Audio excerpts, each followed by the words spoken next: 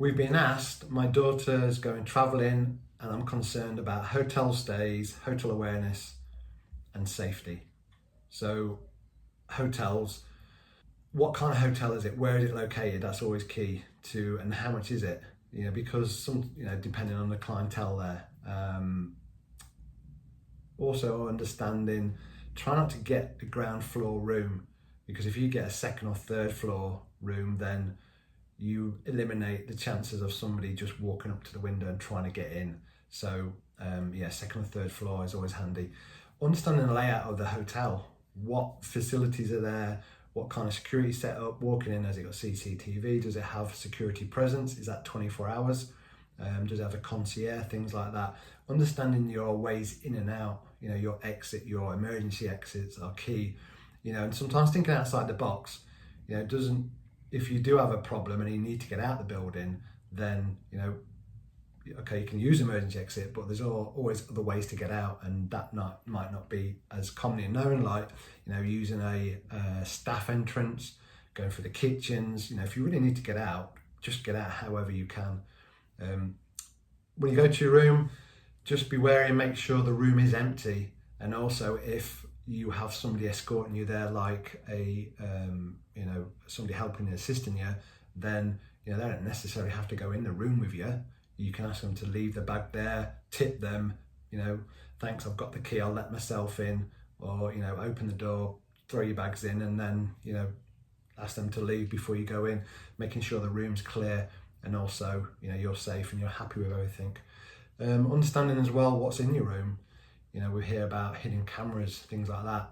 Doing a visual check, just anything out of place or doesn't look right, just investigate it, be interested. You don't know that area, the hotel is fresh and new to you, so why wouldn't you check it? A bit like when you go into a house, you want to have a good nosy around and make sure you're happy. Understanding the door and the lock. Is the lock any good? Does it work? Has it got a chain? Can you use the chain? What about the windows? Do they have locks on? Do they actually work? If they don't, then request another room. Ask them to fix that or put you in a better room.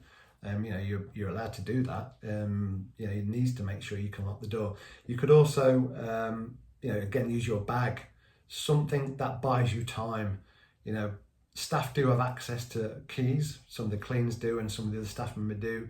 So just because you just close the door, make sure you've secured it. So if anybody does try and get in, and they could be genuinely coming in and making mistakes, they're coming to clean the room, but you've bought yourself some time to get up, to wake up, or to realise somebody's trying to get in, and then shout, don't come in, whatever that is, to make other people aware, but also that person to either stop them from coming in because, oh, I've got the wrong room, or to scare them off because they realise somebody's in there, and you're not just going to be meek and mild. Door wedges as well. You can get door wedges with the alarms on. Again, it's an early warning system, or it could be just a rubber door wedge or a wooden one that buys you time as well. I always put do not disturb on the door because I don't really want to be disturbed, and also it gives the illusion that there's somebody in there. So that could stop somebody who's just a thief who's just looking at pinching stuff.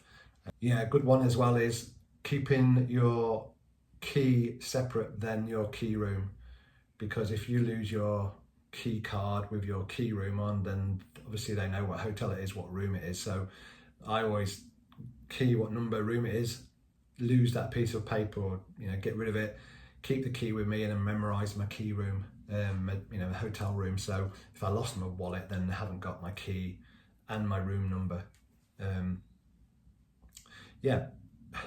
Make sure that, as always, making sure you're not being followed.